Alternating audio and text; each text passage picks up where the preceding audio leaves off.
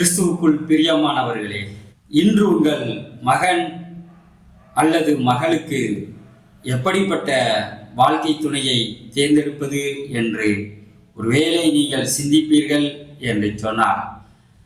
தேவன் எனக்கு காண்பித்து கொடுத்த ஒரு காரியத்தை உங்களோடு பகிர்ந்து கொள்கிறேன்.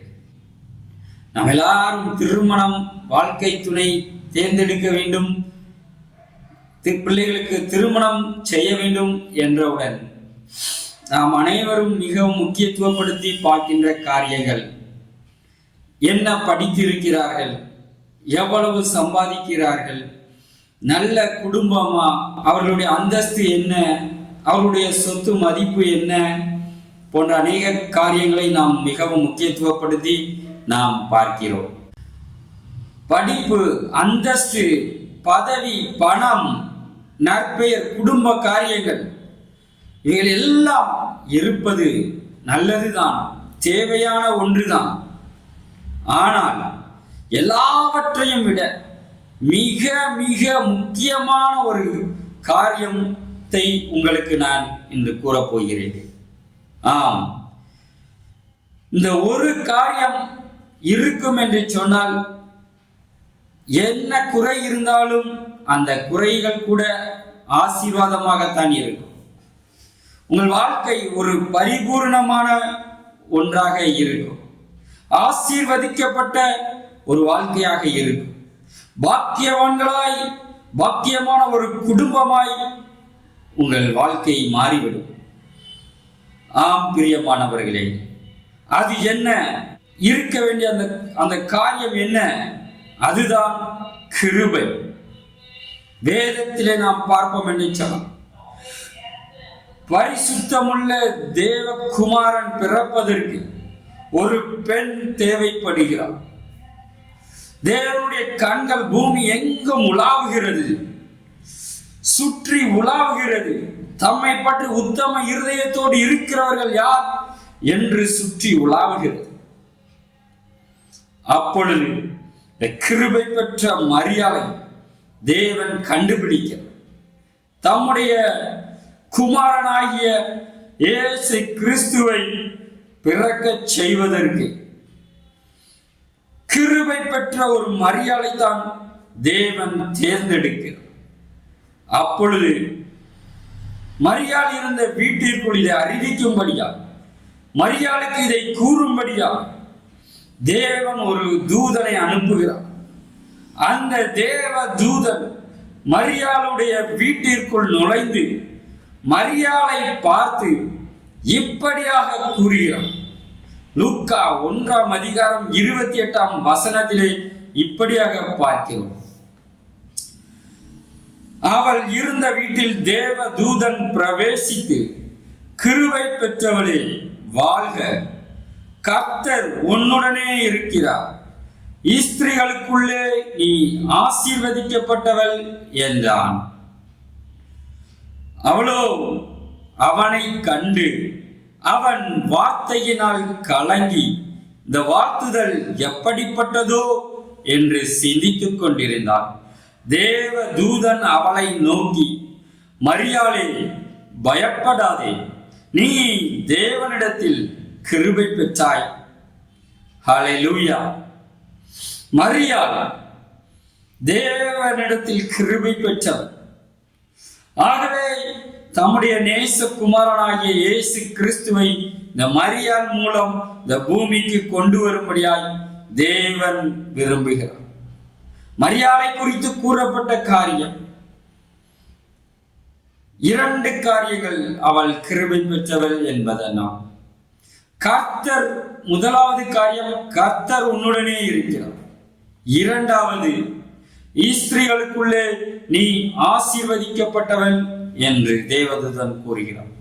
ஆம், கிருபை பெற்ற ஒரு மனிதனுக்குள், கிருபை பெற்ற ஒரு மனுஷிக்குள் கர்த்தர் வாசம் செய்கிறார். தேவாதி தேவன் வாசம் செய்கிறார். அந்த மனிதனோடு, அந்த மனுஷியோடு தேவாதி தேவன் இருக்கிறார். அதன் மூலம் அவர்கள் ஆசீர்வதிக்கப்பட்டவர்களாய் அவர்கள் காணப்படுகிறார்கள். இந்த மரியாதை நாம் பார்த்தோம் என்று சொன்னால் அவள் ஒரு ஏழை பெண் தான், தாழ்மையுள்ளவள் என்று நாம் பார்க்கிறோம். ஆனால் அவள் ஆசீர்வதிக்கப்பட்டவள் என்று வேதம் கூறுகிறது. ஆம் பிரியமானவர்களே, ஒருவேளை இந்த பூமியிலே நமக்கு எத்தனை ஆசீர்வாதங்கள் இருக்கிறது அல்லது இல்லை என்பது ஒரு பெரிய காரியம் அல்ல. ஆனால் மிக மிக முக்கியமான ஒரு காரியம், கிருபை பெற்றவர்களா இருக்கிறார்களா இல்லையா என்பதுதான். அதனால் கிருபை இருக்கும் என்று சொன்னால் தேவன் அவர்களோடு இருக்கிறார் என்று அர்த்தம். அவர்கள் ஆசீர்வதிக்கப்பட்டவர்களா இருக்கிறார்கள் என்று அர்த்தம்.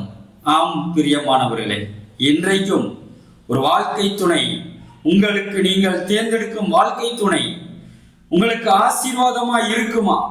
உங்கள் வீடு கட்டப்படுமா? உங்கள் குடும்பம் மகிழ்ச்சியா இருக்குமா என்னெல்லாம் நீங்கள் சிந்தித்துக் கொண்டிருப்பீர்கள் என்று சொன்னால், நீங்கள் ஒரு தேவ கிருபை பெற்ற ஒரு மகனையோ மகளையோ நீங்கள் தேர்ந்தெடுப்பீர்கள் என்று சொன்னால் நீங்கள் பாக்கியவான்களாய் இருப்பீர்கள். நீங்கள் ஆசீர்வதிக்கப்பட்டவர்களாய் நீங்கள் இருப்பீர்கள். நீங்கள் கிருபைக்கு, தேவ கிருபைக்கு முக்கியத்துவம் கொடுப்பீர்கள் என்று சொன்னால் நீங்கள் ஆசீர்வாதமாகவே மாறுவீர்கள். ஆம், பணம், பதவி, படிப்பு, அந்தஸ்து, குடும்பம் எதுவும் ஒருவேளை நமக்கு ஆசீர்வாதத்தை கொண்டு வராமல் போகலாம். ஆனால் கிருபை பெற்ற மனிதர், கிருபை பெற்ற மனுஷி உங்களுக்கு ஆசீர்வாதமாய் இருப்பார்கள் என்று நாம் மரியாளின் காரியத்திலே பார்க்கிறோம். அதே போலதான் தாவீது, மோசே, ஆபிரகாம், யோசேப்பு, இப்படி அநேகரை நாம் வேதத்திலே கூறலாம். இவர்கள் அத்தனை பேரும் தேவனிடத்திலே கிருபை பெற்றவர். அது மாத்திரம் அல்ல, கிருபையை காத்து கொண்டவர்கள். வேதம் கூறுகிறது, ஞானம் உள்ளவர்கள் கிருபையை காத்து கொள்வார்கள் என்று. கிருபையை பெற்ற கிருபை இழந்து போகாதபடிக்கு காத்து கொள்ளுகிறவர்கள் என்று வேதத்திலே நாம் பார்க்கிறோம். அப்படிப்பட்ட ஞானம் உள்ளவர்கள் சிறந்த ஒரு வாழ்க்கை தேர்வாக இருக்கும். ஆம், வீண் மாயை பின்பற்றுகிறவர்கள் தங்களுக்கு வரும் கிருபையை போக்கடிக்கிறார்கள் என்று வேதம் கூறுகிறது. அப்படி என்றால் என்ன? வீண் மாயை பின்பற்றுகிறவர்கள், பொய்யான காரியங்களை பின்பற்றுகிறவர்கள், உலக பிரகாரமான நன்மையை, ஆசீர்வாதத்தை பின்பற்றுகிறவர்கள் கிருபையை இழந்து போகிறவர்களாய் இருக்கிறார்கள், அல்லது கிருபையை பெற்றுக்கொள்ளாதவர்களாய் இருக்கிறார்கள், கிருபை இல்லாதவர்களாய் இருக்கிறார்கள். அவர்களால் உங்களுக்கு ஒரு உண்மையான ஒரு ஆசீர்வாதத்தை, நன்மையை குடும்பத்திலே கொண்டு வருவது கடினமான ஒரு காரியம்.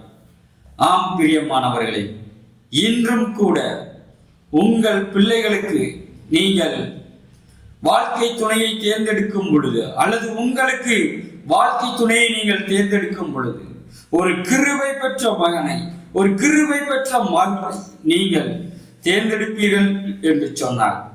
வீண் மாயை பின்பற்றாமல் கர்த்தரை நேசிக்கிறவர்களை நீங்கள் தேர்ந்தெடுப்பீர்கள் என்று சொன்னால் ஆசீர்வாதமாயிருக்கும். வேதத்திலே நாம் பார்ப்போம் என்று சொன்னால் யாருக்கு கிருபை கொடுக்கப்படுகிறது? கர்த்தரை அறிந்தவர்களுக்கு, கர்த்தரையே நம்பி இருக்கிறவர்களுக்கு, கர்த்தருக்கு பயந்தவர்களுக்கு, தாழ்மையுள்ளவர்களுக்கு கிருபை கொடுக்கப்படுகிறது என்று நாம் வேதத்திலே பார்க்கிறோம். தேவனை தேடுகிறவர்களுக்கு கிருபை கொடுக்கப்படுகிறது என்று நாம் வேதத்திலே பார்க்கிறோம். ஆம் பிரியமானவர்களே, நீங்கள் எல்லா காரியங்களை குறித்து சிந்திப்பது, அவைகள் எல்லாம் இந்த ஒரே காரியம் இருக்கும் என்று சொன்னால் அவைகள் எல்லாம் உங்களுக்கு இந்த ஒரே காரியத்தில் அடங்கிவிடும். ஆம், அப்படிப்பட்ட ஒரு மகனை, ஒரு மகளை உங்களுக்கு அல்லது உங்கள் பிள்ளைகளுக்கு வாழ்க்கை துணையாக நீங்கள் தேர்ந்தெடுப்பீர்கள் என்று சொன்னால் உங்கள் குடும்பம் கட்டப்படும், உங்கள் சந்ததி ஆசீர்வதிக்கப்படும். அதைதான் தேவன் விரும்புகிறார். ஒருவேளை இன்று நீங்கள் திருமணத்திற்காக ஆயத்தப்படுவீர்கள் என்று சொன்னார், நீங்கள் கர்த்தருடைய கிருபையிலே பலப்பட வேண்டும், கர்த்தருடைய கிருபையிலே வளர வேண்டும். அதற்கு கர்த்தருக்கு பயப்பட வேண்டும், கர்த்தரை அறிந்து கொள்ள வேண்டும், கர்த்தரையே நம்பி வாழ வேண்டும். அப்பொழுது கிருபை உங்களை சூழ்ந்து கொள்ளும் என்று வேதம் கூறுகிறது. தேவனுடைய கிருபை உங்களை ஆசீர்வாதமாக வைக்கும். வேதம் கூறுகிறது, ஜீவனை பார்க்கிலும் அது கிருபை நல்லது என்று. அப்படி என்று சொன்னால் இந்த உலகத்தில் உள்ள எல்லா ஆசீர்வாதங்களை பார்க்கிலும் தேவனுடைய கிருபை ஒருவருக்கு நல்லது என்று வேதம் கூறுகிறது. உலகத்திலே எல்லா ஆசீர்வாதங்களும் இருக்கிறது, ஆனால் கிருபை இல்லை. அப்படி என்று சொன்னால் உங்களுக்கு ஒரு முழுமையான உண்மையான ஆசீர்வாதம் உங்களுக்கு இல்லை என்று அர்த்தம். ஆகவேதான் வேதம் கூறுகிறது, ஜீவனை பார்க்கிலும் உமது கிருபை நல்லது என்று. ஆகவே தேவனுடைய கிருபையை பெற்றுக்கொண்டவர்களாய் நீங்கள் மாறும் பொழுது உங்கள் வாழ்க்கை ஆசீர்வதிக்கப்படும், உங்கள் குடும்பம் ஆசீர்வதிக்கப்படும், உங்கள் சந்ததி ஆசீர்வதிக்கப்படும். இதைத்தான் தேவன் உங்களிடமும் என்னிடமும் எதிர்பார்க்கிறார். என்னுடைய கிருபையை பெற்றுக்கொள், என் கிருபையை போக்கடிக்காதே, என்னுடைய கிருபையிலே நீ பலப்படு, என்னுடைய கிருபையிலே நீ நாள்தோறும் வளரு என்று சொல்லி தேவன் உங்களையும் என்னையும் குறித்து தேவன் எதிர்பார்க்கிறார். அப்பொழுதுதான் கர்த்தர் நம்மோடு இருக்க முடியும், அப்பொழுதுதான் கர்த்தர் நம்மை ஆசீர்வாதமாக வைக்க முடியும். ஆகவேதான் கிருபை பெற்றவளை நீ வாழ்க என்று மரியாதை பார்த்து அந்த தேவன் தூதன் கூறுகிறார். கர்த்தர் உன்னுடனே இருக்கிறார், ஸ்திரீகளுக்குள்ளே நீ ஆசீர்வதிக்கப்பட்டவள் என்று கூறுகிறார். அப்படியாக நீங்கள் ஆசீர்வதிக்கப்பட்டவர்களாய் மாற வேண்டும் என்று தேவன் இன்று உங்களை எதிர்பார்க்கிறார். அப்படியானால் இந்த கிருபை பெற்ற மகனாக மகளாக ஒரு மரியாதை போல, ஒரு தாவீதை போல நீங்கள் மாறுவீர்களா?